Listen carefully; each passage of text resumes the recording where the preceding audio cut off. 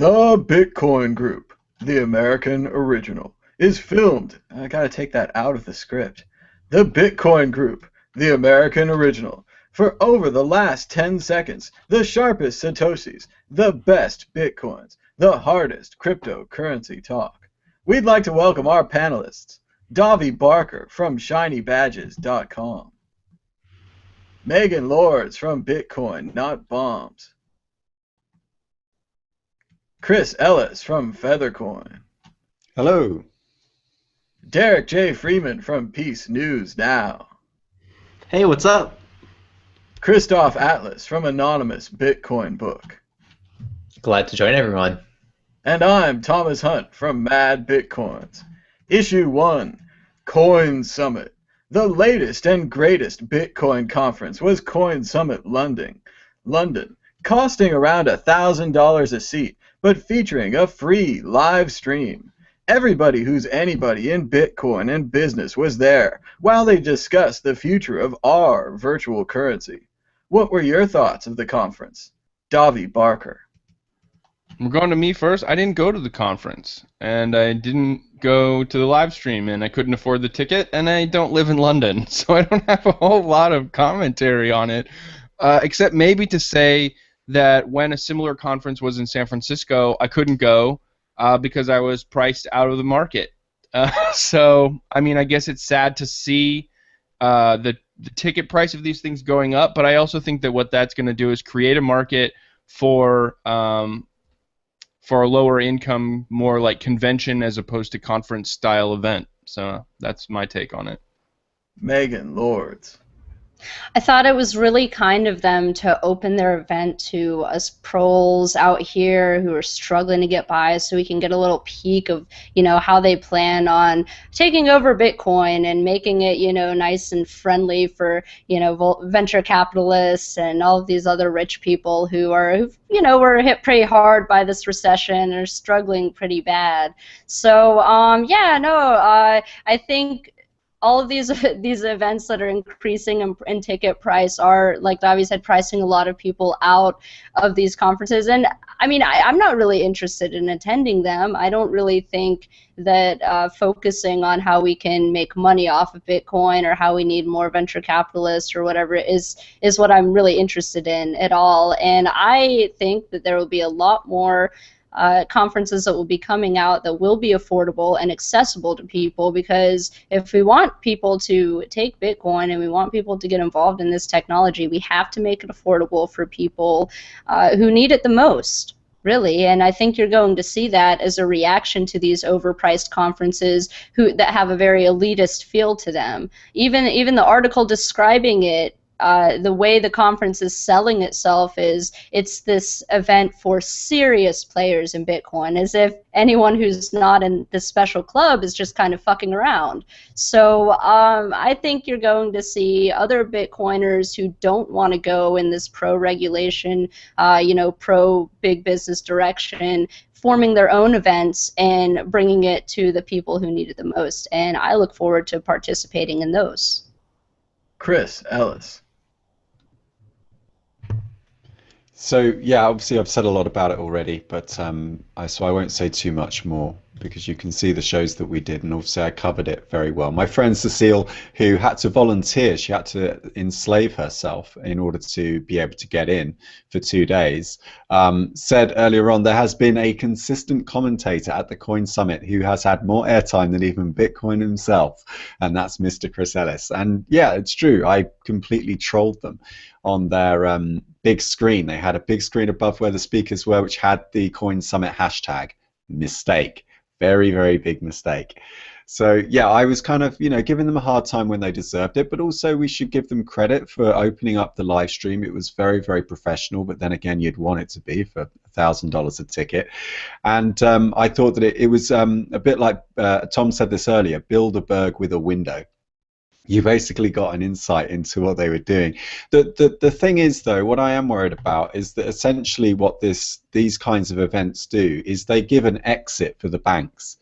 So the individuals that have committed fraud over the years now get to duck out of their jobs in the banking sector and then get to set up new identities, new corporate identities under the guise of being Bitcoin and revolutionary. And one of my friends, who shall remain nameless, was at one of the events that I co-organized but I refused to go to last night, the Coin Scrum event. I didn't want to go. I objected to it. Paul was like, do you want to come and talk? And I was like, no, I kind of don't, like, even though it doesn't cost me anything. And so my friend told me that apparently you have to respect their wallets. You've got to pay respect to their wallets. Like, and we were asked, like, you know, why aren't you, like, you know, you've really got to suck up to them. And they didn't like the fact, like, my friend was going off and he was making a video with his friends, you know, just the way we do. And they were like, why aren't you schmoozing? Why aren't you sucking up to the money? And it's like, how the fuck do you respect somebody's wallet? What even kind of bullshit phrase is that? And these people are so weak that they need to create this kind of veil of pompous and, like, you know, like self-importance. And you really don't need them. You shouldn't be giving them that power over you. You shouldn't be begging VCs for money. Some of those pitches that people were doing, like those startups were doing, well, for a start, like, some of them, there are already open source equivalents of what they're doing. Like that BitPacer can easily be disintermediated with CoinPunk. The XP terminal, well, we've already disintermediated that at Feathercoin because we've got an open source point of sale. So I really don't see the point, and I'm just a little bit worried that you're just replacing one monster with another. You gotta kiss the ring, Chris. You gotta kiss the ring. Fuck that. Derek J. I'm in disagreement a little bit with Chris here. I agree, kudos to the event for putting on a live stream and allowing everyone to be able to see it. There's a lot of value in that. But even the opportunities given to his friend to volunteer, he called it enslavement, working for them. I know it's a bit tongue-in-cheek, but someone's got to talk to these VC people who do have all the money, and it should be people who started off the event, like Roger Ver, talking to them about real-world examples of how he's already using Bitcoin to pay for his plane ticket and his hotel room, and he helps them see. I mean, they're going to put their money somewhere, aren't they? So why shouldn't people like Roger be talking to these VC people and treating them right? They are a certain group of people who exist in the world. Maybe we're not the right type of people to be talking to them. It sounds like we don't really belong at these conferences. But we're not high-power money people. At least I'll speak for myself.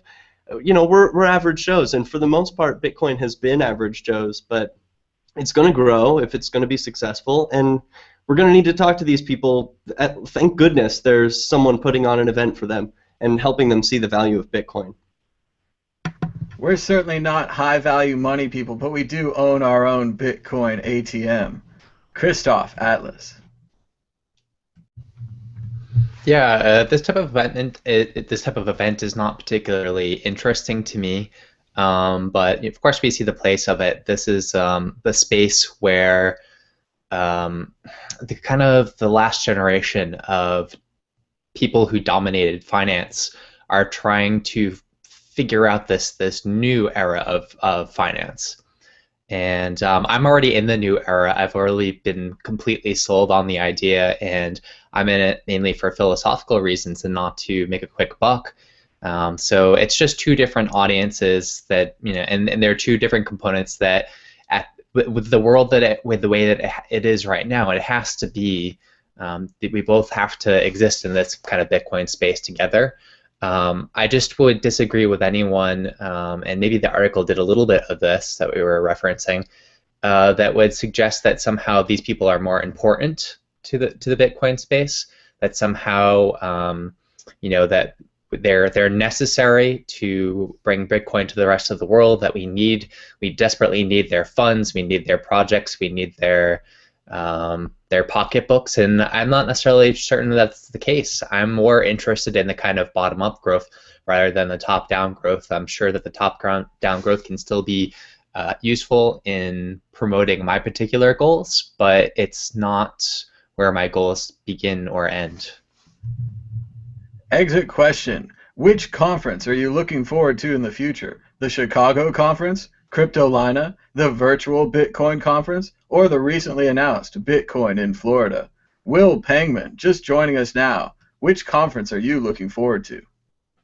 I'm looking most forward to the one in Chicago. I've had a hand in organizing some of the events that take place there.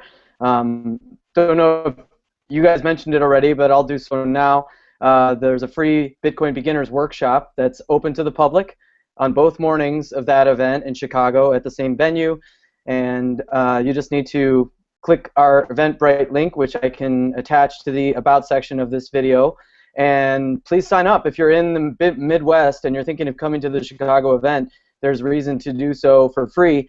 I don't know if you guys also mentioned, but the price was reduced from, I think it was around $250 for the weekend. It was reduced down to $100 for the weekend. And if you possess a .edu email address, meaning you're a professor or a faculty member or a student at a university, please use that email to sign up for the event, and you'll get an additional 50% off. So there are some events working on making these things more affordable, more accessible to the public, and certainly with a free event that's totally geared towards Bitcoin beginners, and will give people a chance to learn how to properly secure a wallet on a very basic level and learn about Bitcoin and actually get $10 worth of free Bitcoin from Coinbase. So they've been sponsoring this event, and along with the College Cryptocurrency Network. So there are some of these things going on out there. That's what I'm psyched about. That's very cool and an excellent contrast to the Coin Summit event. $100 and a free event in the mornings. Davy Barker. I'm actually most excited about an event coming up in October in Atlanta, Georgia called Walker Stalker Con, where I'll be presenting my zombie novel, Survivor Max, and speaking on the ethics panel. And although it is not technically a Bitcoin event, I will be there repping the Bitcoin Not Bombs outreach material, and so I'm sure there will be some people who are introduced to Bitcoin for the first time or whatever. But I guess in closing, what I'll say is if you guys are, and this goes not just for the people on the panel, but for anyone else who's ever been to these events as a speaker, if you're ever invited to these high-ticket events as a speaker, don't do it for free. They clearly have money. They clearly have moneyed interests. If they're interested in you as a speaker, make them pay for it. So what kind of ethics will you be discussing, Davy? Zombie ethics? Yeah, zombie ethics. The Walker Stalker Con is in Chicago, in Atlanta. I think there's another one in Florida. It's sort of a new thing. It's a zombie convention.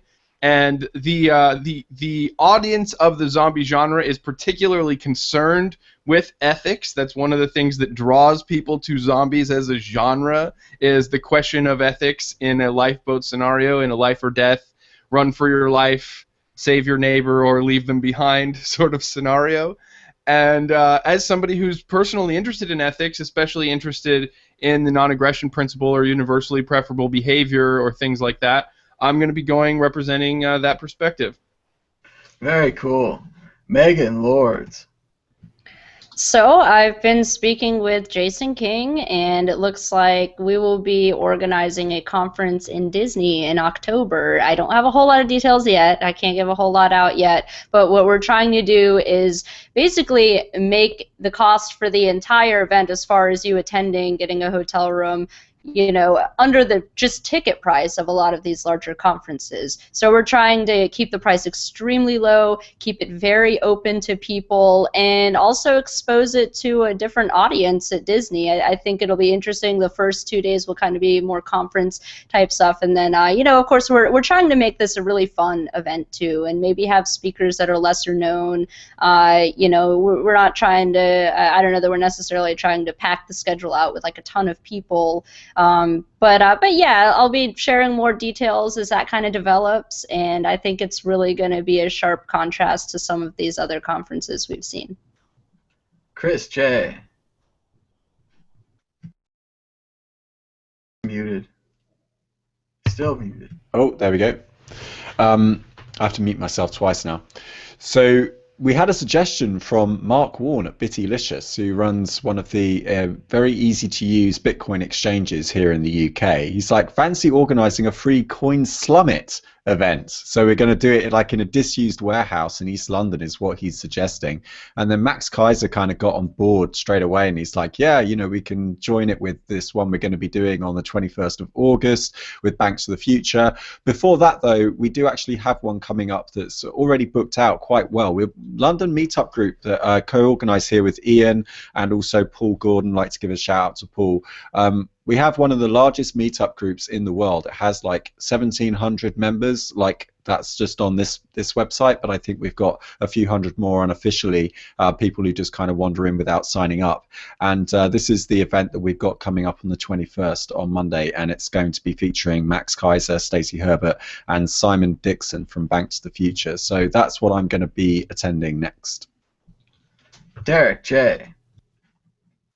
In Chicago definitely sounds very cool, but I won't be able to make it, unfortunately. So the one I'm looking forward to most is Cryptolina in Raleigh, North Carolina. It's happening August 15th and 16th, and the time just works out for me, and it's in a lovely part of the country for that time of year, and I've never been. So I'm thrilled that there are so many Bitcoin conferences that I can just sort of just choose my travel vacation plans based on like, oh, what sort of Bitcoin events are happening in that area. Very cool. So I will be there. I don't know what its special claim to fame is. They say it's for entrepreneurship. Cool enough for me. Very cool. Christoph, Atlas. Yeah, I don't really have anything lined up at the moment, but I'll have to work on that pretty soon. If anyone's interested in having me speak at their conference or anything, be very happy to do that. I was quite pleased with the way that the my presentation went in the DC conference, and of course I think you have at least a partial recording of that up on the World Crypto Network, and possibly another recording coming out soon. So if people are interested in that, they can check that out. Very cool. Moving on to issue 2. Issue 2. Bitcoin domain name prices defy drop in virtual currencies value. The value of Bitcoin may be going down, but entrepreneurs are still snapping up Bitcoin-related domain names at an alarming rate. Some 3,500 Bitcoin-related domain names have been purchased since May 12th, which we all know is the birth date of comedian George Carlin. What are your thoughts on the continued run on Bitcoin-related domains? Megan Lords. Well, I think it shows that people are paying attention and that they see value in this technology, and that's really exciting to me. Despite all of this bad news that we were seeing for a while, saying, oh, Bitcoin's dead, or, you know, there's all these problems and things like that, I think it shows that people are really paying attention and they're willing to put a lot of money into these domain names because they think that there's a lot of potential. So I think it's very good news. Chris J. So yeah, Bitcoin as SEO, Bitcoin as a brand. This is something that they mentioned. Garrett Heilman at CoinDesk did the State of the Union at Coin Summit, and he basically said that, you know, if you've got the Bitcoin keyword on your website, you see a massive increase in hits. And I've spoken to a few journalists as well who've told me the same. They're under pressure to write crypto-related articles, but just because having the keyword in the article increases traffic to your website, which means that you can sell more advertising. So yeah, I'm not surprised this is happening. I'm sure there were a few people who last year bought up a few Bitcoin names, Bitcoin domain names, and are probably cashing out about now. Derek J.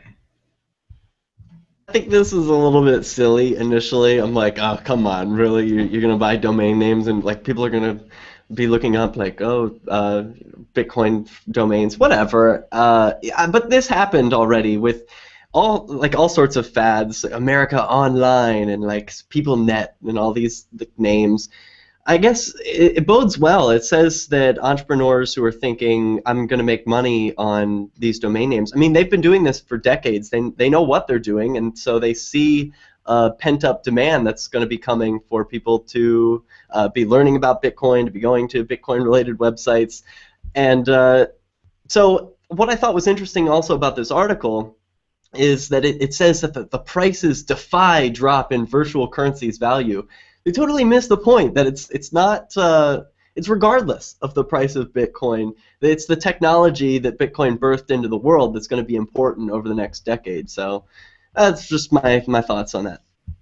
Christoph, Atlas. Yeah, when someone mentioned before about journalists trying to insert Bitcoin into their headlines as kind of keywords, it reminded me of this story that came up during the week about like ISIS, the Islamic fundamentalist military kind of group. I guess to the U.S. government they call them terrorists, but to me it's like, well, they do pretty much what you do, but they're just on the other side. So what exactly does terrorist mean? So like the article was talking about that this reporter for Sky Sky Mail, Sky Newsletter, whatever the hell it is. He supposedly found this blog out there on the internet. I tweeted the guy and I was like, how did you find this so quickly after it came out on this very esoteric blog that has gotten no attention up until this point? He's like, well, that's just my job. And it's like, okay, so you didn't just make the blog yourself, did you, right? I hope not.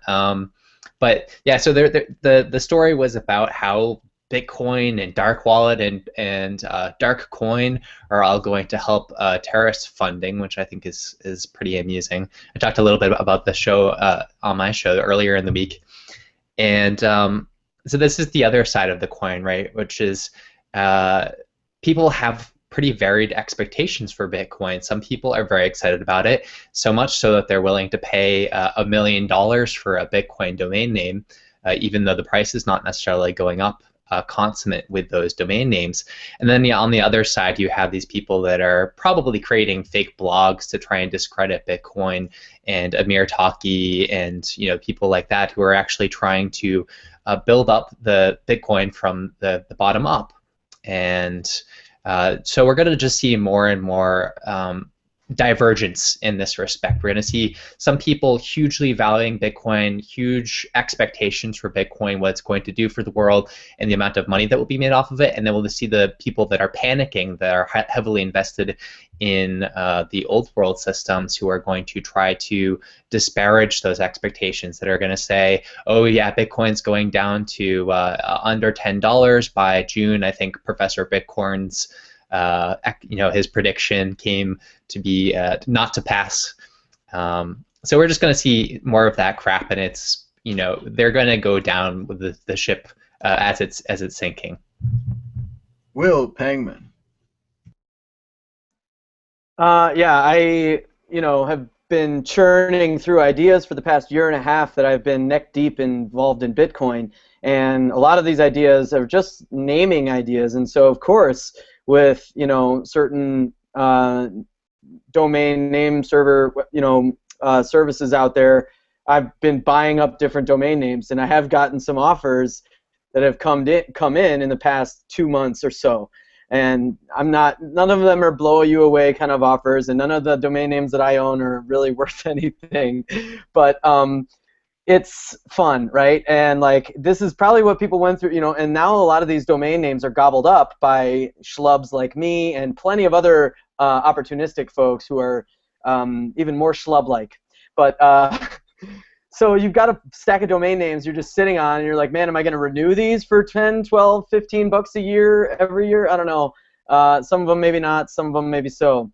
And hey, this is indicative of the value that people see long-term in Bitcoin. Whatever price people are willing to pay for some of these names, some people come up with a great name for a business, maybe it's involved in the space, and they need that name, and they will pay larger sums than are comfortable for them perhaps to get that name, to get that Twitter ID, to get all of these, managing your online identity is a big part of, I hate this term, but I guess for convention's sake I'll use it, intellectual property, right? So this is something I believe in. IP for me doesn't really exist, but the tenacious management of your identity online, whether it's a brand or your public persona or whatever, is incumbent on the individual or the business in a free market. So get after it and go get your names if you need it, and pay the piper for it too. So it's cool. It's about the future value of Bitcoin, which is highly, some people would say overheated, but I think it's whatever the market will bear, and this is what we're seeing from from this article. So to Christoph's point, I really dislike seeing attacks on some of these people who are colleagues who are just grassroots activists working hard, out of their garages, their basements, their bedrooms, things like that. And they're making great products, and the disparaging comments are sickening, they're insulting, they have no place, they're not valid, and let's just be louder than the misinformation campaigns. You can also buy terrorists with cash, it's often frequently used, drugs, terrorism, all kinds of things with cash. So still muted, I think. There's too many mute buttons. I said that the CIA has done that more than a few times, so. You just put it on pallets, from what I'm told. They have large pallets for just holding cash, and you plastic wrap it down, and you buy things by the pallet full. So most of us don't calculate in palletfuls, but it's apparently. Well, have you heard of how many pallets of dollars have gone missing during the Iraq War? Like, where did those end up? Whose hands did those end up? And we didn't write down the serial numbers? I wonder. Davi Barker, what about you and domain names? Well, so far the CIA hasn't lost a pallet of Bitcoin, but no. So I think this is a fad. So first off, the price of Bitcoin and the utility of Bitcoin as a payment system to a business are different things.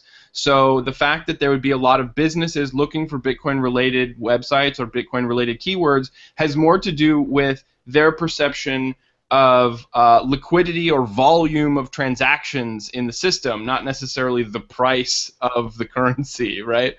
Because unless they're engaged in speculating, like that's what's interesting to speculators or financial institutions or things like that. But the reason I say that this is a fad is because the idea that companies have to have the word bit in their name or coin in their name is kind of a growing pain of the industry. Like at some point we're going to get to the point where it's just ubiquitous, it's just commonplace, and you don't need to put the word Bitcoin in your URL or in your company name. It just is, nobody other than the 99-cent store and the Dollar Tree, nobody puts the word dollar or cent in their URL. You know what I mean? So sure, it's great, it's common, that means adoption is happening, but once adoption, sort of more universal or ubiquitous adoption occurs, those URLs aren't going to be valuable, with the exception of Bitcoin not bombs, which will always be a valuable piece of digital real estate. Good point on the 99-cent store, Davi. I was actually thinking they should rebrand it, maybe just call it the 99. Spell it all out, 99. Below a 99, just like classy, No, they just, if they really want a marketing win, they need to change it to the 99% store. And then they just appeal to the Occupy movement. They appeal. They are sitting on a gold mine and they don't even know it. 99% store. Everybody shops there. Exit question. Any Bitcoin domains you've bought recently? Any ones you regret? Megan Lords. No, I don't have any Bitcoin domain names, but I did purchase a domain name recently called peopledoingawesomethings.com that I will be building a show out of and some other things that I'm kind of working on. And I thought that was a steal. The name just kind of came to me as I was making guacamole the other night. I was like, surely someone has that domain name, but they didn't. But no, I don't have any other Bit-related domain names. That's the way the domain names are for me, too. It's like buying a book or putting an item on your to-do list. I will make a website for this domain, unless it expires in a year, and then you're like, I didn't make a website for that domain. It must not be. I got it for 2 years. Oh, very cheap. 2 years. So I'm forcing myself to do it. It's like I read this book about filmmaking, and it tells you to buy a big roll of film and put it in your refrigerator. And that roll of film will go bad in 2 years. So if you don't make a movie in 2 years, what are you wasting your time for? Why don't you make a movie? You got film. So, Chris Ellis, any domain names sitting around you? Got bitcoindonor.org, and it was actually going to do it as well. I was going to go into charities and show them how to use Bitcoin, but then when I did a bit of research, I found out that they don't want it, and they would just want me to convert it into cash. I bought this like over a year ago now, and I still want to do it as well. There is like a template website up there that I coded up with a friend of mine, and we were going to have people vote on the charity by sending bitcoins to the address, and the one that raised the most, I'd go in on camera and show it to them. So I think once Bitcoin gets more accepted, maybe that's something we can do here on World Crypto Network and actually get the charities on board first with the concept, and then just sort of run with the marketing after that. Sounds good. Derek J. I got Let's Talk Dollar Coin, and I got no, I'm working with BitcoinTalkShow.com. That's the only one that I've got right now, and it's active, so I'm not just sitting on it. You can check it out. We've got new episodes every Wednesday. BitcoinTalkShow.com. Absolutely. Christoph, any domain names sitting around over there? The most important one, of course, is darknews.tv, which I'm estimating to be worth approximately $1 million right now. I'm open to offers, bids on that. I've also heard a rumor. I don't know what kind of bastard would have done this, but it appears that coinvalidation.net and various other coin validation related domain names are actually redirects to an article by Justice Ranvier calling out coin validation and encouraging people to boycott U.S.-based businesses. I don't know, what kind of complete miscreant would have done that, but it's really a shame. And I imagine that if coin validation wanted those domains, they'd have to pay quite a fine penny in order to get them back. How many pallets of Bitcoin do you reckon they'd have to pay to get that? Oh, it would be. Just speculate. Just speculate. It would be at least 2.14 stacks. That's a lot of paper wallets. I mean, even assuming 1 Bitcoin in each paper wallet, that's still quite a lot of Bitcoins. Will Pengman, any domain names? Yeah, I'm gonna. Okay, let's put them on the auction block here. I've got CoinUps. I've got CoinCommunity.me. I've got LaunchCoin.com, TheBitcoinSpace.com, and put a couple your bids other... in the Q&A. Put your bids in the Q&A right now. We'll put them up for sale. Oh, he disappeared. Did I get rid of him? Oh no, his internet failed. He's got spottyinternet.com. Did anyone remember those? We should do a live auction right now. .com, and probably we'll be back in a couple minutes. Oh, is he back? We're waiting. Got the next story ready. Chris, I like your idea. I've already registered as a trademark Satoshi URL, a Square, and you actually owe me royalties now for mentioning it on there. He's quick. Will, you got any more domain names before your connection kicks out again? I've got Coño, which sounds a little bit too much like coño, which is slang in most Latin American dialects of Spanish for asshole. So we won't be probably finding many suitors for that. Who knows? And then one more. Oh, Coin Chic, which is a good one if anybody's interested in the Middle East and wants one of those. So. Operators are standing by. Moving on. Issue 3.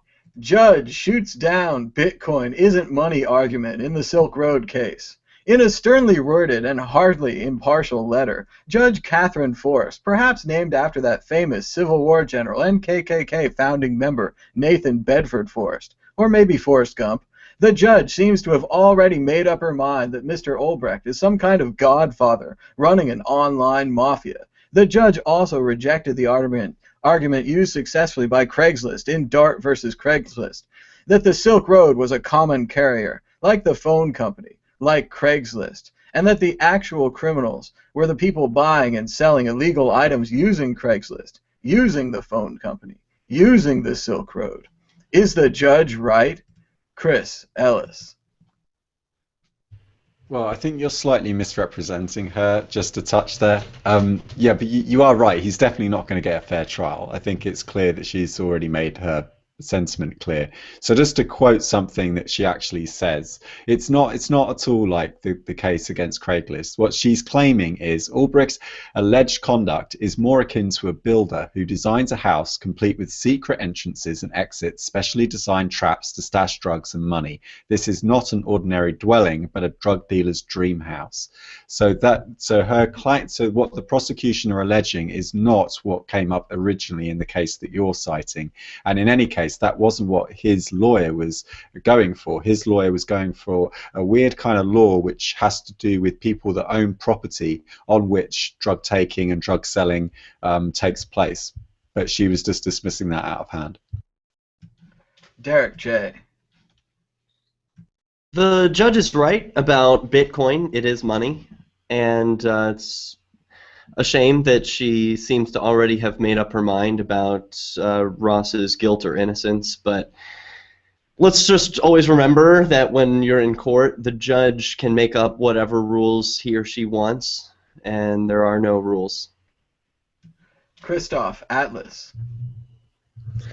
So I keep seeing these speeches and proclamations from Ross's mother, and I really do feel for Ross and her in the situation. And really the sad truth is that there is no justice system, right? Like this is completely a farce. You know, it does not deliver justice. What it delivers is a way of getting people flooding jails with human bodies.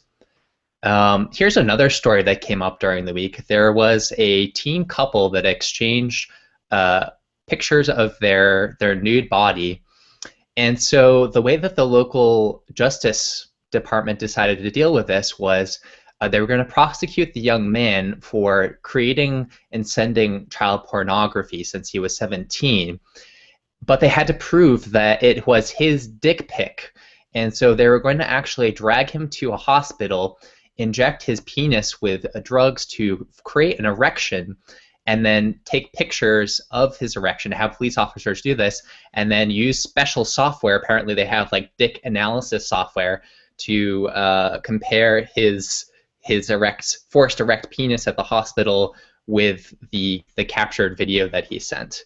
I actually found their police department put out this statement, and there was this woman that put the statement out, and I forgot what her name was, and I found her on LinkedIn, and she calls herself a crime prevention specialist, which is pretty hilarious. And actually found her personal Twitter account and encouraged people to, let her know how they felt about the case. And I think she ended up deleting it. But so this is sort of what you can expect from justice in the United States.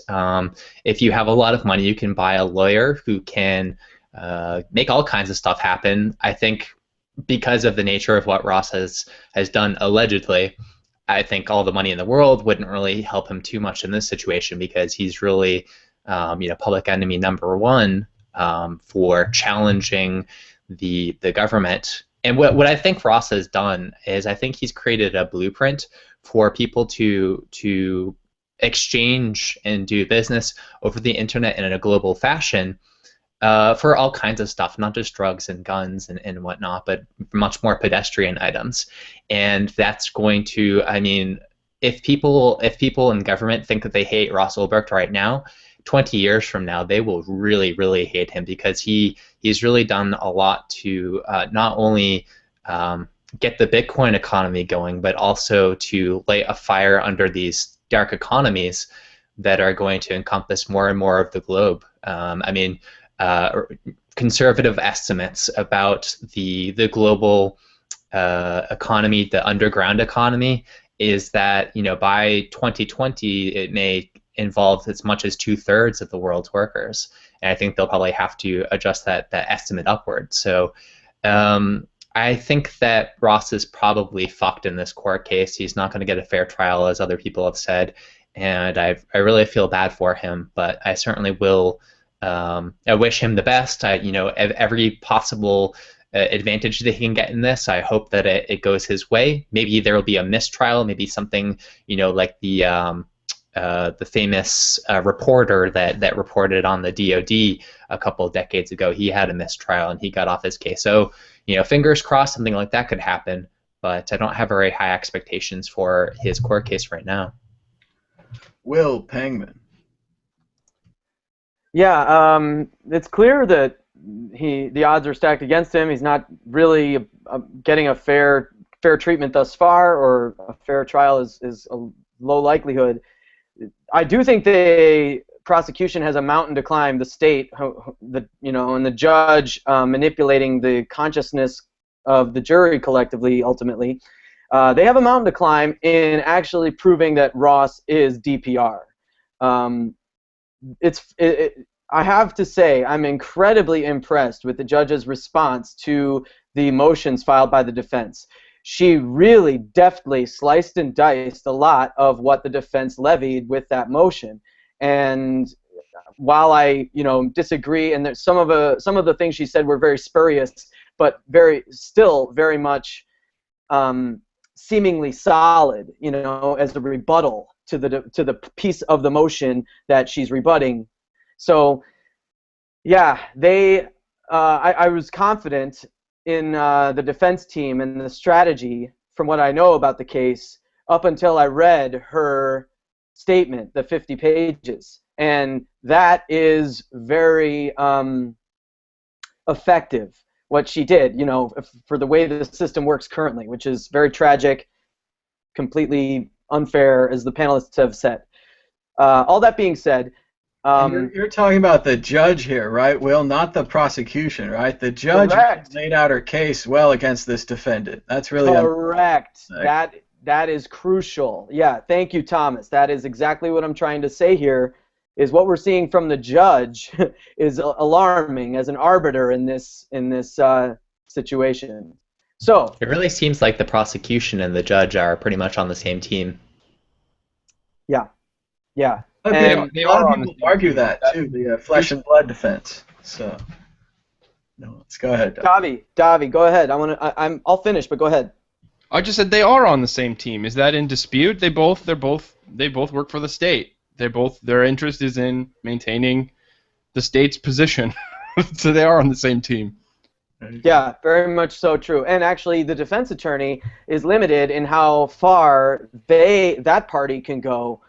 In terms of, because of the rules, the confined rules that they work under, which is, again, state-sanctioned. So Davi's correct. Yeah, Christoph's right. The panelists, I'm sure, will all agree on this. But what we can do is we can make more noise, and I think the walls are coming down around prohibition, around drugs, much of which were less severe drugs going through there than, the most harmful drugs out there. Some of which are legal, by the way, like alcohol and opiate painkillers and such. But the bottom line is we need to make more noise. It's incumbent upon us, and we can't sit behind hashtags. So let's do things. Anyone with any legal acumen, willing to kind of put the reputation on the line a little bit, to go and advocate and support and do research. Anyone with a PR background, marketing speciality of any kind, get behind some propaganda that's, exposing the frauds of the drug war itself and discussing the merits of the prosecution's case and, the lack thereof, really. So that's what we can do as far as I see it, unless you have money to contribute to the defense fund. And I really do think Roger Ver's contribution and the contributions of others are going a long way. You cannot underestimate what a good defense can buy you. I know Christoph has a good point about no amount of money could really win in this false system, but there are ways for us as a community and for the defense team behind this defendant to free this man. So let's point our efforts and direct them that way. Can I just ask a question? I'm reading through the paper that she wrote. She hasn't actually heard evidence yet. So how is she making the statement that Silk Road was, in her words, Silk Road was specifically and intentionally designed for the purpose of facilitating unlawful transactions? Ulbricht is alleged to have knowingly, intentionally constructed and operated an expansive black market. I mean, she hasn't actually heard evidence yet. She hasn't heard any testimony. So she's just going off prima facie evidence. She's just going off what the prosecution have alleged. Is that right? She's going off the indictment, and Thomas can fill in more here, but basically she's doing a PR stunt. That's what she's doing, and a damn good one, unfortunately. She effectively really sliced through the defense motions, which were really, really strong and creative. So I don't think nobody has really played their whole hand, except maybe the judge in this case at this point, because she then can sit behind the bench at this from this point forward, especially when the trial begins. But Thomas can probably add more. I mean, it's possible they've done discovery. She could have looked at the evidence before it's presented as like part of a case, just the generic evidence, but it's pretty unlikely she'd look at all of the discovery. There's going to be a lot of evidence in this case. But yeah, I mean, I think, Will, everyone's pretty much right here. The whole system's out of order. It seems very unlikely that he'll have a very good trial. But everyone should donate and try to help and do what we can, because this is important to internet freedom to everyone. It seems to me like the Craigslist case. Even unless the website said you have to insert a drug, because I was told you could sell T-shirts and raw milk and books, little pamphlets and things. If you can sell other things on there, it's a common carrier. Like, you can use the phone company to buy anything, but we don't hold the phone company responsible for what people buy using their phones. I liked her exploration of the metaphor of the crack house and how he built this house specifically with extra trapdoors. I just think that she didn't quite take it far enough. So if you're familiar with the show The Wire, there's this character named Omar his role is like he busts into these drug dealers' places and steals their drugs and their money. And that basically would be the role of the FBI in this situation, right? Because they got the stash and they sold it off. And the crack house thing is an important legal distinction. There was a case about if you own a house where people are like doing crack and selling crack, are you responsible for people doing crack and selling crack in your crack house? And it goes back and forth. If you're a slumlord, if you're not upkeeping the house, if you rent it to bad people, and basically they said you're not responsible for what goes on in a crack house. So, Davi Barker, any thoughts on this case? I think Christoph said it earlier, forgive me if I'm wrong, but it was something to the effect of the government has trouble defining terrorism because it perfectly describes everything that they do. My cat agrees. So this is just an example of money is a word, and they control what words mean. And if words don't mean what benefits them in this case, they'll change the meaning of the word money. And if it needs to change in the next case, they'll change the meaning in that case too. When people use trials to make an example out of someone, that can't be a fair trial, right? Like, that has to be a kangaroo court. Otherwise, you're not making a good example, right? So, of course, all of these legal defenses are important, and of course, like, they should fight tooth and nail to win the case. And of course, we should all do everything in our power to not only support the trial and the case and the defense, but also the public opinion associated with it and the lasting impact that it has. But no, I don't think anybody expects a fair trial out of this case. What we're expecting is a sort of a seminal or a precedent-setting verdict against somebody who is being made an example of as the first of their kind in the Bitcoin space. And so the state is using this to create a climate of fear. I guess the good thing that came out of this article is I think that is the sympathetic photo that you and I have been looking for, Tom. I know we've been going through all these photos of Ross Ulbricht looking for one that looks like the good marketing photo, that looks like the good propaganda photo. And I think that one might be it. I mean, that looks like a pretty upstanding, sympathetic character, right? Like, he's in a polo shirt, he's clean shaven, he's young. This is the. I mean, I hate to play off of stereotypes. This is the photo. Very much. Doesn't that come from his family? Hasn't his family sent that one in? Yeah. So I'm going to capture that photo and I'm going to run it through my propaganda generating machine, and all I can say is that I hope the best for them, and I think it's a perfectly good defense, but they don't care what words mean. Megan Lords, I got to speak with Lynn at PorkFest, and she's a really wonderful lady, and it's a very distressing situation because there is no justice in the justice system. Everyone's gone over that. Everyone agrees that Ross is not going to get a fair trial, and the judge is right. I mean, Bitcoin is money. We use it as money every day, but it also shows that it doesn't matter what is right, and it doesn't matter what words mean. They can change it to fit their needs. So I've donated to the defense fund. I think everyone should donate to his defense fund, but I question the efficacy of working within a broken system.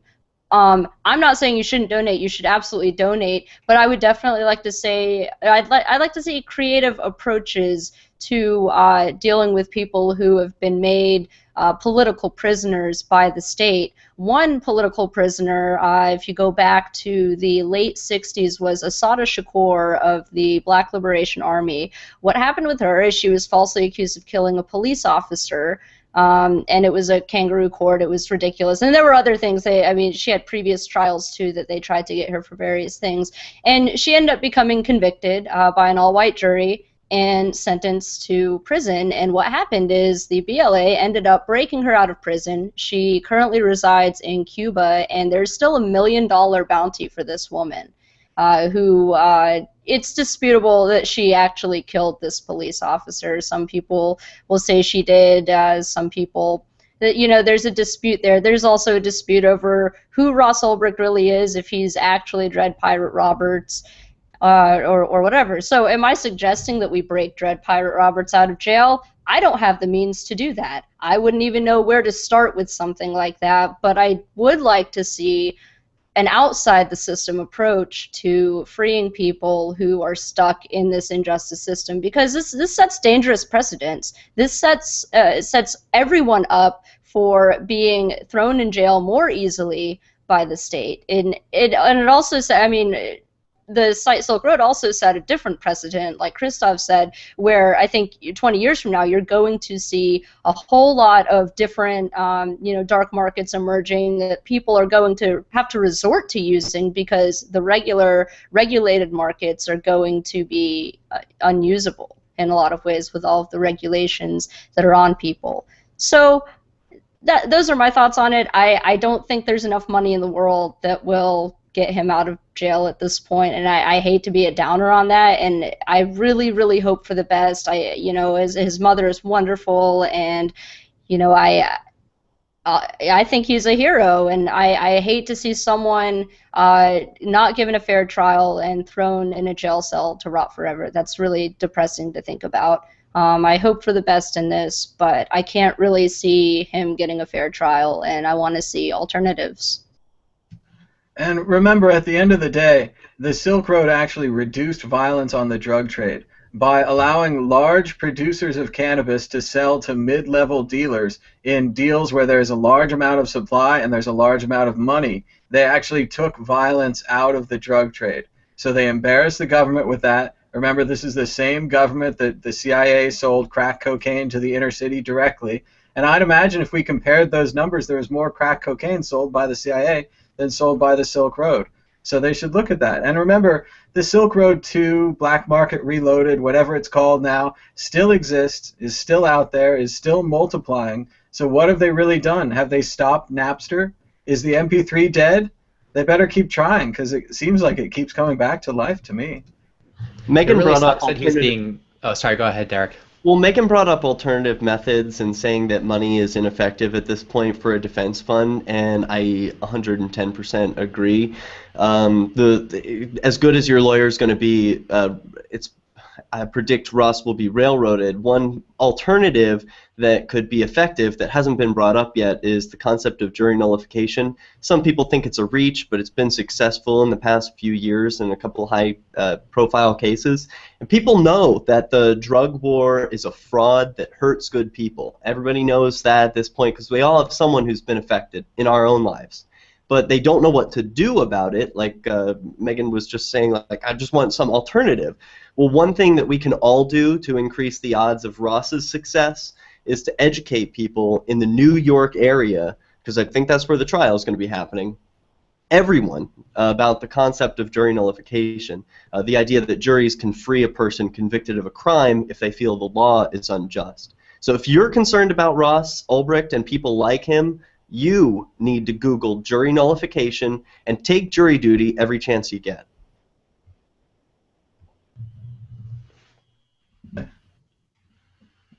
Anyone else on that? I agree with Derek on jury nullification big time, but I'm not willing to say that it's not a possibility for a sophisticated defense with enough funding to exonerate this man, get this man acquitted. So it's possible. We've seen again the justice system. What makes it so corrupt is what also makes it full of loopholes too. And these are exploitable for the advantage of alleged criminals in their defense trials. So this is not out of the realm of possibilities, and that's, I think, the way we need to talk about this case. Not that it's almost hopeless because of the Leviathan, which again is a reality, but there's plenty. There are plenty of strategies. There are plenty of aces up the sleeves of the defense, and surely the prosecution too, and Thomas can, alliterate on this, but basically this is the game. It's not revealing your 4 and 5 and 6 moves ahead in the future while still being effective in the present, and trying to seek conclusion or resolution in the present too.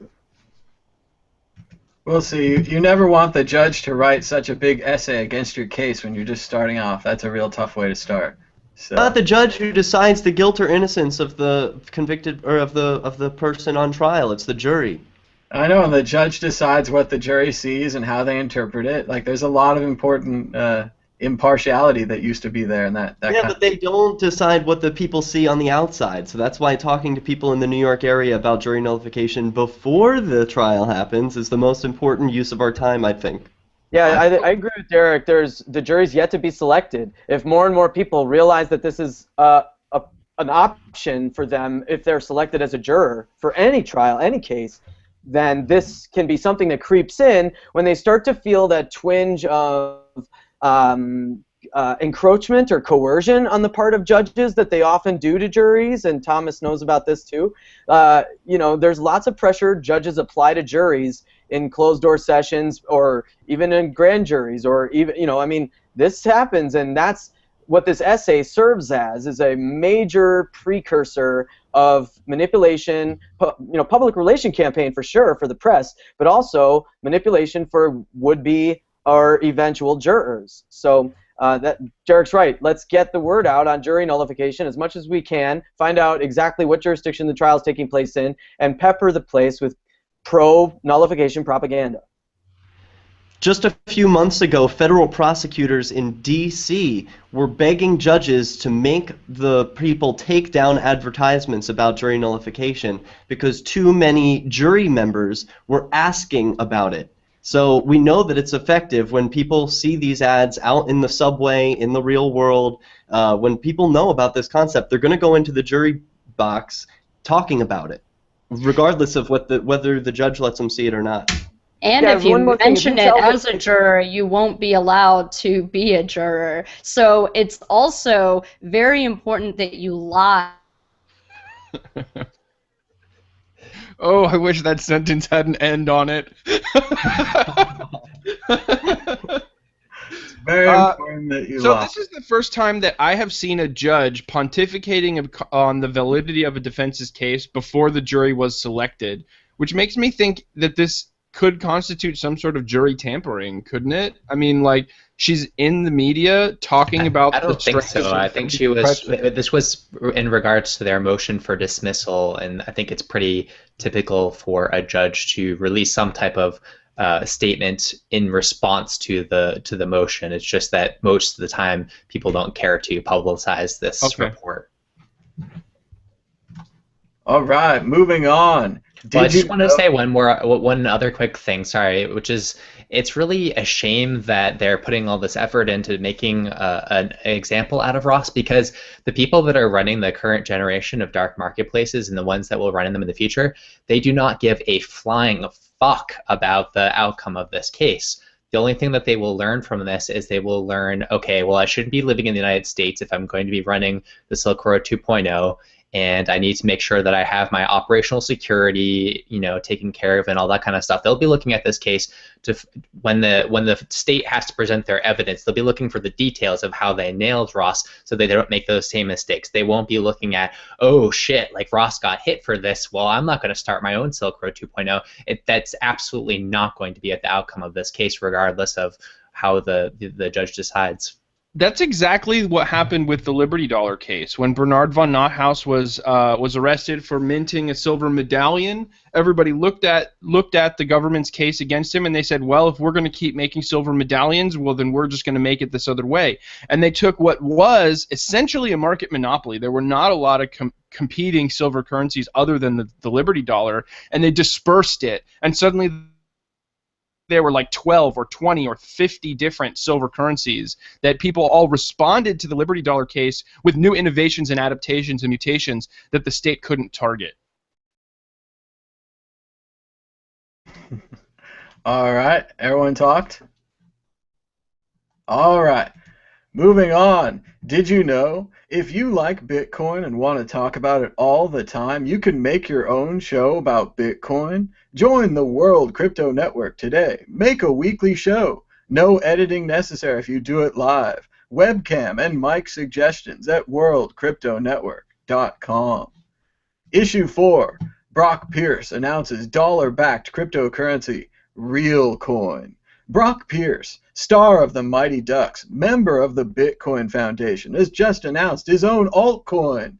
Well, it's not an altcoin, really. It's apparently on top of Mastercoin, and it's dollar-backed. For every token in the system, there'll be a matching dollar in the vaults, just like gold certificates, just like Federal Reserve notes. It's called RealCoin. Derek J., your thoughts? Nothing. I'm not interested in RealCoin. I mean, it's kind of cool. I said this in a broadcast we had earlier on the World Crypto Network that it's going to be helpful to people who aren't quite ready to try something totally new. But I think it'll be short-lived, if at all, because as soon as they figure out how to use a cryptocurrency at all, they're going to be like, well, why wouldn't I just use Bitcoin? I guess it's for those who want little risk. Or what they perceive as little risk. What? Little risk, little reward. Well, also, the dollar's been in steady decline for 100 years, and, I mean, that's pretty easy to see from any reading of the charts. But if that's what people want, then they can stick with RealCoin. I'm not interested. Christoph, Atlas. So this is actually, it's not the first project that has tried to peg a cryptocurrency to the dollar. There's been a number of other attempts at this goal, and I think it's a fine goal. Some people want to have the capacity to be able to trade their bitcoins into dollars temporarily for trading strategy reasons and so forth, and so it's kind of, that might be a benefit to them. Now, they made this statement, though, which is like, well, they're going to take the benefits of cryptocurrencies and apply it to the dollar. And I'm just the idea that there's no risk to losing money by pegging yourself to a dollar is a stupid idea. There's going to be a currency crisis in the next 10 years for sure. And they're introducing all this counterparty risk into the situation, so that they say that they're going to put it into very safe investments, that they're going to be fully audible and so forth. But that's all old world bullshit. Like, if it's not on the blockchain, it's not really auditable, right? It's not. The point of Bitcoin is that we trust in cryptography, not in people, not in what they're writing down on paper, not what they promise, even if they raise their right hand and put their left hand on a Bible. And this is essentially what RealCoin is trying to do, is they're saying, okay, well, you can trust in crypto, but also you're going to have to trust in what we have to say about our dollar-backed assets. And to me, that seems like such a bizarre thing to do with cryptocurrencies. But perhaps I'm missing the big picture. Maybe there's some really clever use of this that I'm not aware of. Will Hangman. Yeah, I guess there's really only one thing, maybe two, that I don't like about this project. One is the name. Definitely think the name is poor, but the other thing is that they decide to use the dollar as a backing instead of any number of other things that they could have chosen that could be interesting. I think trying to build these bridge services for the legacy systems and the folks who are dependent on that to easily transition more so into a cryptographic economy is good. All of these things are good. They're teaching us lots of lessons. I think nothing but ultimately positive things will come out of this project. I don't think the project will succeed, however, because I am privy to some other innovations out there yet to be announced that will make reducing risk without leaving the Bitcoin economy per se much more easy than this coin says it will, according to the website documentation and the article and whatever. So, and again, this is within the crypto economy too. These are exciting things. They'll be announced probably within, I have nothing to do with them, I just know about them, and they'll be announced within a week or two. And that's really cool stuff.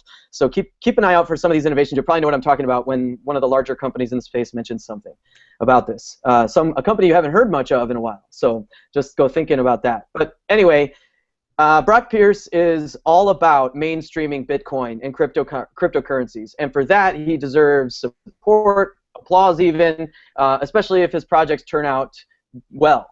And this won't be one of them, in my opinion, in my early estimation. But there are several other ventures that he backs, and a couple other projects he's directly involved with that will certainly serve to advance adoption. And that's what we all want. We need to see ubiquity and mainstream mass, critical mass adoption numbers in order to be to give more people the assurance that they can dabble in this new economy, but also to make it impervious to some of these attacks that continue to come its way. Like the last issue we were talking about. If you don't think the government or the state, the state of New York or whoever is going to use the Ross Ulbricht case to really paper a bad name over Bitcoin and cryptocurrencies as a whole, and use that to bolster, bad-mouthing it and blacklisting it, or eventually, hopefully, I think, that they want to do, then you're mistaken. That's what they're trying to do. So, yeah, I like mainstreaming attempts at different innovations. Don't think this one will be very successful. But yeah, good on you, Brock Pierce. Keep going with more and more projects. The more bandwidth and money you have to throw at this industry, the better for all of us, in my opinion. Davy Barker. So yeah, RealCoin. I think that the idea of a cryptocurrency or a digital currency that is actually backed by something in the physical world has some utility. And if you're going to try and develop a model that does that reliably, and you want to troubleshoot it, and you want to really gauge, can people trust that the physical thing you say that your currency is backed by exists and you're not defrauding them, I think it is a good idea to begin with a model that is backed by something worthless like the dollar. I'm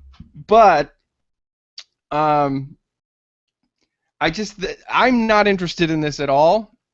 But the one thing that could come from this that I would find interesting is if in currency exchanges the real coin began to trade at a higher value than the dollar, because that would prove that the cryptocurrency aspect of it actually improved on the legacy system that it's backed by and provided value and utility that the dollar it's backed by doesn't have.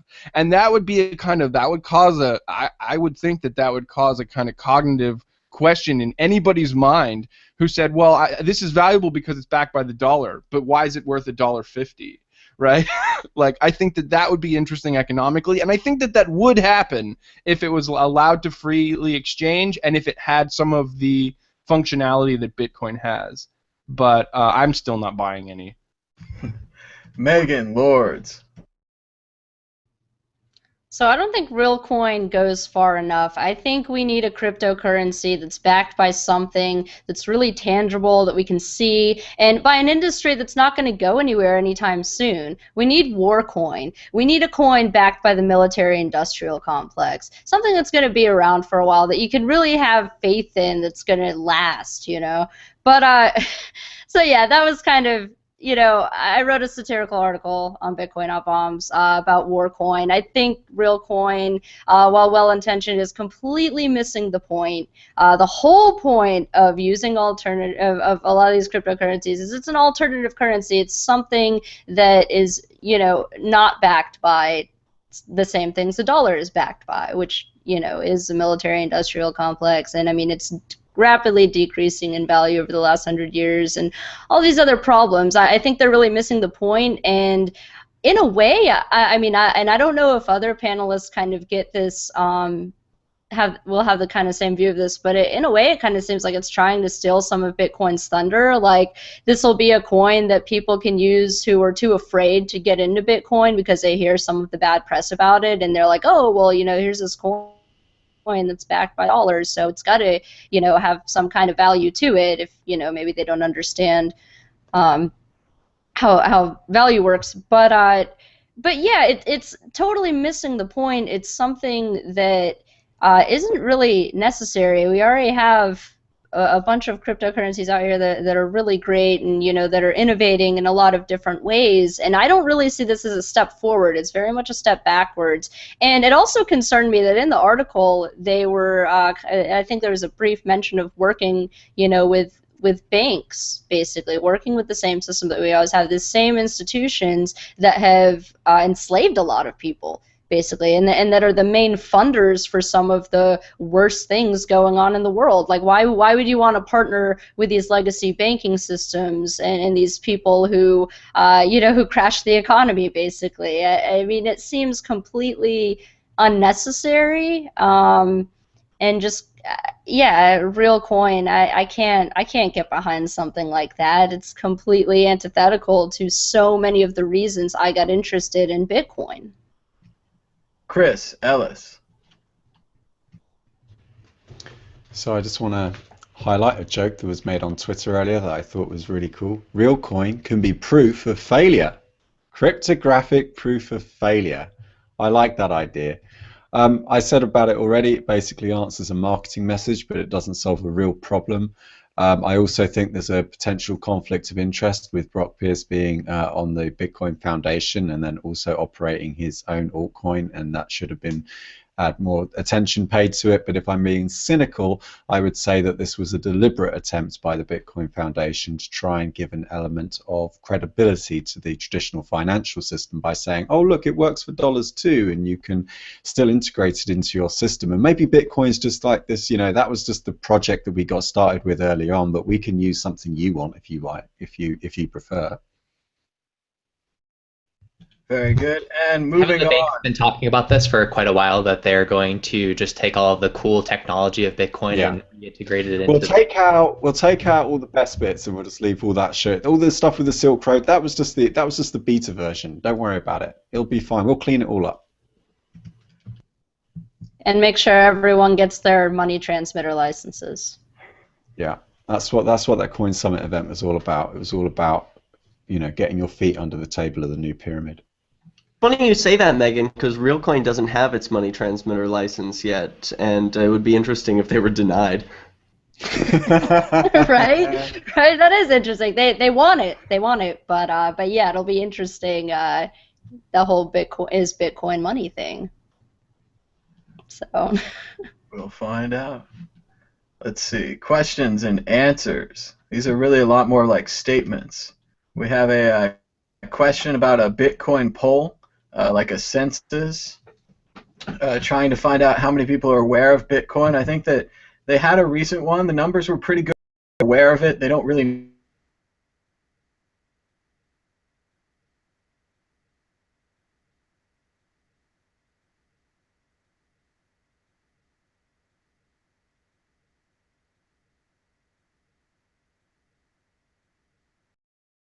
What it is though. So And it's supposed to be impartial, but the laws are what they are, and the judge is probably making her own conclusions.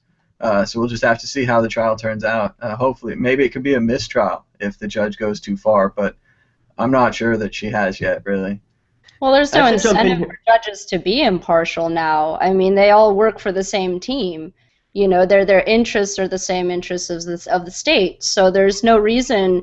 There's really not a whole lot of incentive other than, you know, things like morality and being a decent human being that make them impartial. A lot of places have elected judges as well, right? So I mean, that's not a case here, but some of them. Doesn't matter. To the questioner and anyone else who's curious, I urge you to go and look up the rule book for the courthouse in your town and tell me if you don't find the very first rule to be that the judge can waive all the rules at any time. I guarantee it will be the case. That's the best rule to have. Let's see. Vention MGT Now says, indeed, if I ever refuse or try to get out of jury duty, that's the last bit of authority that a citizen has. And in instances where a minor sends a nude selfie to a friend and gets prosecuted for child porn, if I'm on that jury, I'd nullify. So that's good. Everyone needs to consider jury nullification as one of your options. If you disagree with the law or you think that the person hasn't really done anything, you can throw out the entire case with jury nullification. And I think Tim's got a few domain names for sale. If anyone's interested in cannabits.com or everbit.com. Sounds like gum, really. Everbit. Very chewy. And moving on to predictions or story of the week. Are you ready, Davy Barker, with a prediction or a story of the week? No, I'm not. I should have been thinking about this earlier. Prediction. Certainly, Davy learned some new skills this week as a cameraman at the Bitcoin Beauty Art Show. Yeah, that's true. That's a story worth telling. So as some of you may know, Bitcoin not bombs, among its other many functions, it is the world's first officiating committee, and we are currently reviewing the claim that Bitcoin Beauties held the world's first Bitcoin art gallery. Now, there have been a number of showings of art at Bitcoin conferences, but this is the first that was explicitly an art gallery, and all of the artists there were accepting Bitcoin for their art, and much of their art was around Bitcoin as a theme. So this is the first that we've come across, but of course it takes a long time for our committee to deliberate to determine whether or not the claim is in fact valid. So we'll probably have a ruling in the next week or so. I know there was some other Bitcoin art shows in San Francisco, but perhaps this is the first one done at a meetup mixed with an art gallery. Maybe. Megan Lords. Okay, so I guess I have a bit of a prediction. Well, I will be starting my own show. I know I've been saying that for a while, but I've gotten more focused with it, and I will be having a show on the World Crypto Network called Crypto Convos, and it'll be interview style like I normally do with people, maybe some news items scattered in there, and then I'll also be working on a separate kind of podcasting project too. I need to get a little more focused on. So yeah, I'll be throwing myself into a couple new things here. So keep an eye out for that stuff. Chris Ellis. Okay, so sticking with my mining theme, because I've been a real hawk and I'm turning into a bit of a geek with this hashing algorithm, you can now see that our next predicted difficulty will be 3.59%. That is the lowest it's been for over a year. You have to go back all the way to May 2013, where we had an 8% rise. And I predict actually that I like a total hypocrite, having criticized Sexio, I did actually put a little bit of money on there, not very much, just some play money on there to see like what the experience was like, and I can actually confirm it's a complete and utter rip-off. So I put like a Bitcoin. What I did is I put a buy order like 10% lower than where it was when it was up here or somewhere like that, and And I just kind of left it there and forgot about it. And then when I logged back in, obviously the price had dropped, as it tends to do over a difficulty adjustment. And you're literally getting like a few hundred Satoshis for every $100 that you put in or whatever. So the risk reward ratio is ridiculous. You're not making any money by actually buying the mining shares. You're basically trading the volatility. So the game looks like what you've got to do is buy it just after a difficulty adjustment or around the time of a difficulty adjustment, then ride it all the way up. And then it's like a game of chicken where you don't want to be the last one out of the door in the days leading up. So it's kind of, I mean, actually, compared to the altcoins, it's probably a more predictable market. And I'm struggling to think why more people aren't doing this, because given that it's such a popular exchange and it's got all this criticism for having such a large chunk of the network, I would have thought people were playing that game a little bit more. But yeah, having tried it myself, I can't see that it's really profitable, but I do predict that the price of the gigahashes will probably stay above the 0.006 price tag that they currently have, and it's been like that since April. It's the longest period of relative stability that they've seen in their price for some time, and that's a 0.006 per gigahash as well. Derek J. Yes, I have a prediction. After much fanfare, Brock Pierce will be sadly disappointed when he is denied his application for a money transmitter license. But seriously, I've got a story of the week that's really uplifting. It's about another one of these Bitcoin charities, and there are so many of them. I think there's even a Reddit page just for Bitcoin charities for people to list them. But one of the things that inspires me about people who send Bitcoin around the world to make change happen is how they're improving people's lives. One of those places is in Ethiopia, and there's a group called Power Up Ethiopia. And I just love to see humans helping out other humans who, you know, some of whom were born in places where they have more opportunity than others, and then they can help out. So what Power Up Ethiopia is doing is helping give people access to water so that they don't have to, first of all, be drinking water that makes them sick, and second, they don't have to spend all day just getting water. That's a big chore for a modern economy. You can't have a modern economy if you're spending all day just going to get water. So let's make the world a better place by helping people who just need access to water. Power Up Ethiopia is the charity that I'll be donating to this week. Christoph Atlas. So I've been looking at the kind of privacy-centric altcoin markets for a while now, and we're definitely starting to see some saturation there. It seems like every day you're reading about some new whiz-bang approach to doing privacy with an altcoin, and a lot of it is kind of like flying by the seat of their pants. Kind of, you know, they haven't put out a white paper. It's just like all you can find out about is like some vague promises, and then like 100 people in some forum that have bought the coin, and they're like, oh yeah, it's going to be the ultimate solution to anonymity. It's completely anonymous. Everyone else that's promised anonymity before, they're complete liars, but this is the one true source is anonymity. And so I'm definitely curious.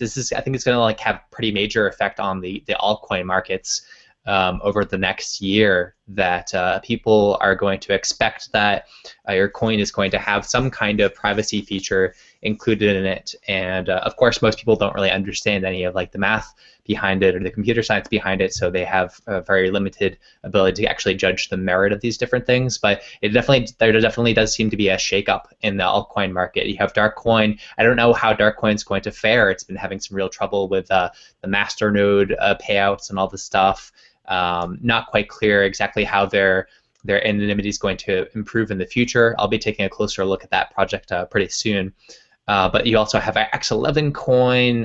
You have these crypto note currencies that are just behind that, and then like a whole slew of other coins that have just other approaches that are just not quite as well documented yet. So we're not exactly sure how good they are.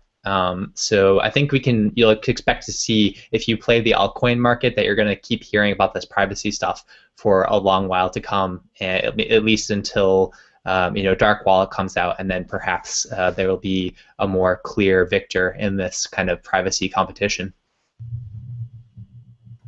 Will Pangman. Yeah, I'll give a story of the week. the Chicago conference. The North American Bitcoin Conference is coming to Chicago, and the website's btcchicago.com, so if you want to check out details or buy a ticket there. But the thing I'd really love everybody's help with is to help promote this free event. This is a great opportunity for anyone walking in off the street to not only elbow rub or cross paths with some of the people that they might respect in the industry who happen to attend this conference, but they can come, and if they've been intimidated to learn about Bitcoin, or they just haven't taken the necessary initial steps because they're interested but it's intimidating, or it's just a bit too much to bear, and they would like some hands-on support. That's what this event will supply, and you'll get 10 free Bitcoins, $10 worth of free Bitcoins as well. So the Eventbrite link to register for the free event is in the show notes, in the About section of the video. I just gave it to Tom, so he should be able to put it there pretty quickly. And please click on that and share the link around. If you have friends or family in the Midwest area, greater Chicagoland area, who you've been trying to convince about Bitcoin, give them this link and encourage them to come next weekend, Saturday and Sunday mornings from 9 to 11 a.m. This event will take place, the same event both days, just so that we can capture more folks who want to come and learn on either of these weekend mornings. And please share it around. It's called the Bitcoin Beginners Workshop, sponsored by Coinbase, who's giving the $10 Bitcoin drop, and the College Cryptocurrency Network, which is a network of student organizations centered around Bitcoin, seeking to bring a Bitcoin presence to their college campuses, and they all work together to spread that around to colleges around the world, and high schools too. They have high schools in Poland, Germany, China, so they'll be changing their name because of the interest from so many high schools around the world. But yeah, the College Cryptocurrency Network regional directors will be there volunteering to help introduce folks with Bitcoin, and I'll be there, and several other of our friends will too.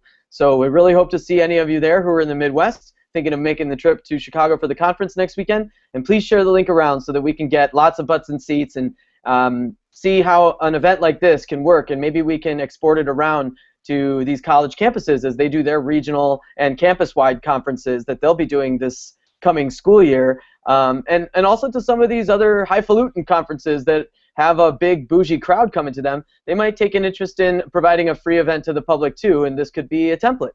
So please support and share the opportunity to attend an event like this in Chicago. And if you'd like to learn more about the College Crypto Network, we have an interview with them on worldcryptonetwork.com from Bitcoin in the Beltway. Check it out on our YouTube channel. Moving on, prediction. Zero tolerance of cryptocurrency left on exchanges week continues. Your Coinbase account is not safe. Your blockchain account too. You haven't set it up right. You should split up your money and put some of it into a secure, offline paper wallet.